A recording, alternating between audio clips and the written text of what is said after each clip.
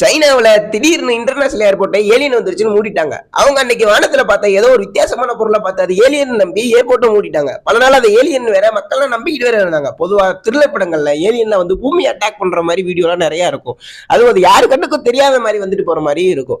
அதே மாதிரி 2010 அக்டோபர் மாசத்துல சைனால ஒரு உண்மையான சம்பவம் நடந்திருக்கு. சீனால இருக்க சாங்பை இன்டர்நேஷனல் ஏர்போர்ட்ல அன்னைக்கு நைட் வழக்கம் போல பிளைட்லாம் வந்துட்டு போயிட்டு இருந்திருக்கு. அப்போ திடீர்னு ஏர்போர்ட் ரேடார்ல ஒரு வித்தியாசமான பொருள் தெரிஞ்சிருக்கு.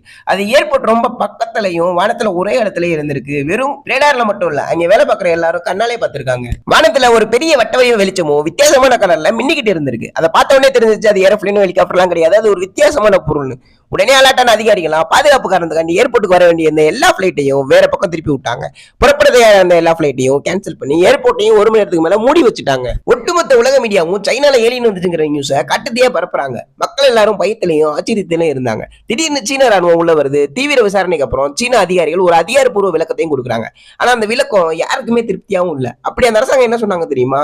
இது எந்தவித ஏலியனும் கிடையாது, இது வெறும் மேகங்களோட பிரதிபலிப்பு அப்படின்னு மழுப்பிட்டாங்க. ஆனா எக்ஸ்பீரியன்ஸ் பைலட்ஸ் அதை ஏத்துக்கவே இல்லை. அவ்வளவு துல்லியமா வெளிச்சத்தையும் ரேடார்ல சிக்கிற பொருளையும் வெரி யூலிசன் சொல்லி எப்படி நம்புறதுன்னு கேள்வி கேட்கறாங்க. சில நாடுகள் சீனா அவங்களோட ரகசிய ஏவுகணைகளையும் போர் விமானத்தையும் டெஸ்ட் பண்றாங்கன்னு சந்தேகமும் படுறாங்க.